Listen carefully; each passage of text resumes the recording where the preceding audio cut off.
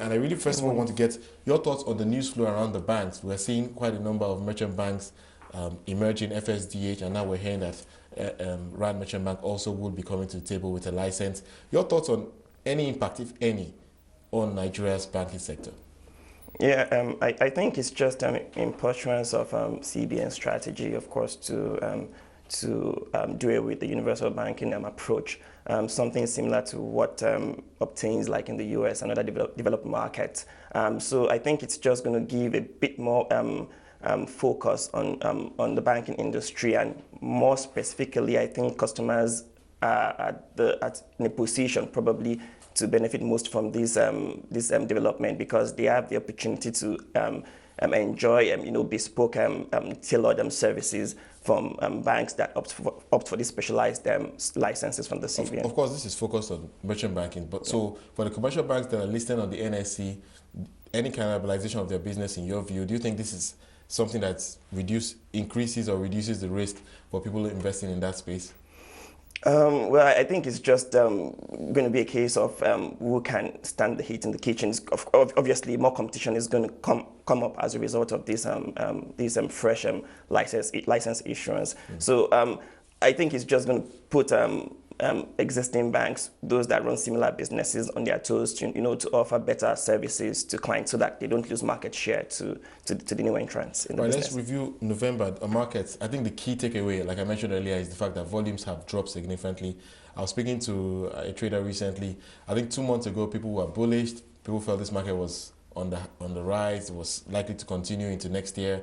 Now I think the feeling has changed quite a bit. Your thoughts on what we've seen this month and what to expect going forward? Okay, I think a lot of people are saying we are in a bearish mood right now, but I beg to differ, because if you look at where we're coming from like July, when the index was about 21,000 points, we've risen to as high as 27,000 points, and as at Friday, we closed at 26,300 points thereabout. I don't think that's sufficient enough to call to make a bear call on the market at this moment. Probably, if you look at November, for instance, we're just down about 0.41% month to date.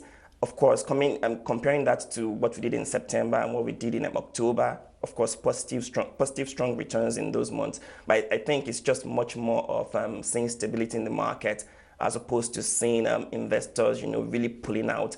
What I've also seen is a lot of intraday volatility, in the past couple of weeks. But right. I think what is key is that despite all this volatility, the index has kind of stayed firm above 26,000 points. Is it likely to stay firm for the rest of the year, though? What's your take on that? I think we'll continue to see the index about these levels. I don't think we'll see any significant pullback from where we are at the moment, for a couple of reasons. I think going forward into the full year, of course, you want to see, or you're likely to see portfolio managers, kind of closing their books, a lot of window dressing going on, positive, negative anyways, depending on your position in the market and your investment guidelines. So it's going to, of course, increase volatility in the market towards the end of the year. But I think a lot of investors might want to start taking positions ahead of 2012 full year results and corporate benefits.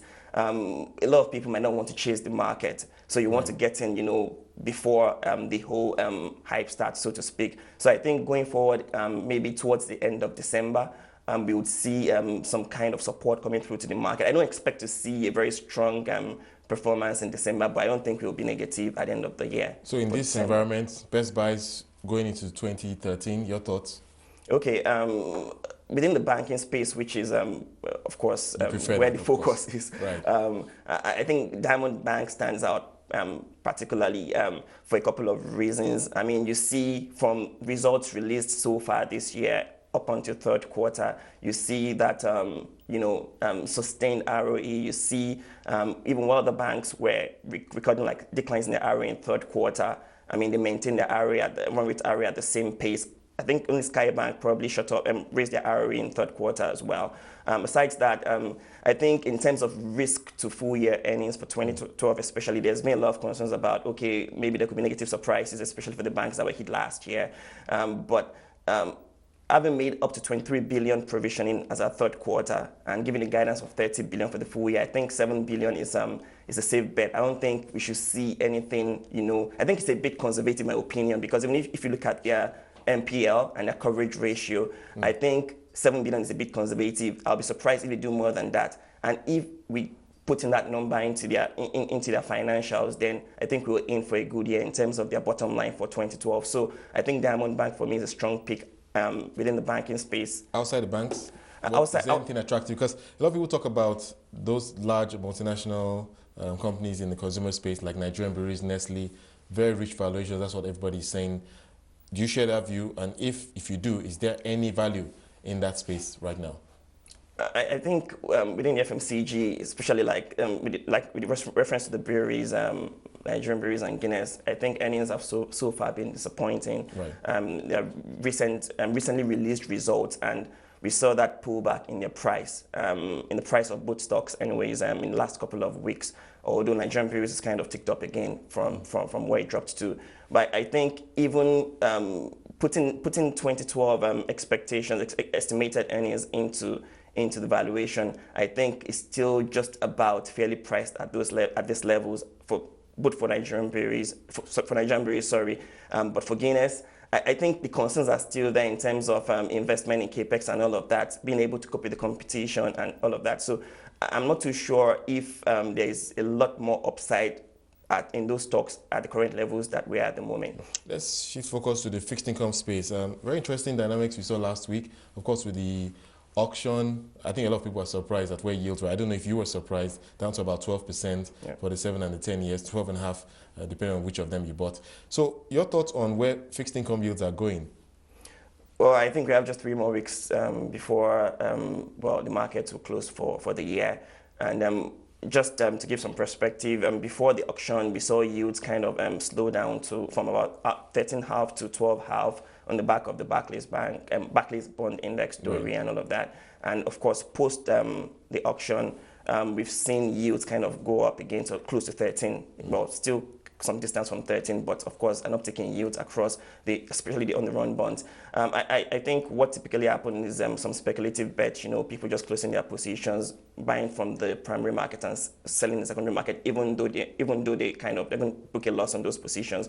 But typically that's the way speculators behave in the market. But going forward for the rest of the year, I mean, we don't have a lot more to look at in terms of macroeconomic indicators. I mean, we're done with the MPC meetings for this year. November inflation will probably come out up until maybe middle of December, so the market must have closed. So I see a kind of quiet market in a few days, in the next few weeks to the end of the year. Though I think that we might still see a bit more sell-off in the market, and as such, yields might rise, but just marginally up in the remaining part of the year.